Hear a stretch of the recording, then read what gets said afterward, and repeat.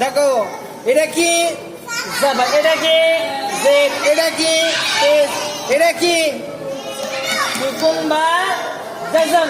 এই সুকুন বা যজম কখনো একা একই উচ্চারণ হতে পারে না। এ কার সঙ্গে ধার নেবে? কোন সময় জাবারের সঙ্গে ধার নেবে, কোন সময় জেরের সঙ্গে হবে, কোন সময় পেশার সঙ্গে হবে। কি হবে? তিনজনের সঙ্গে মিশে উচ্চারণ হবে, একা একই উচ্চারণ হতে পারে না। বলো বাদ। বাদ, বাতা জাবার বাদ। হাস হাস হাফা জাবার হাস। কাজ, কাজ, কাব জিম জাবার কাজ।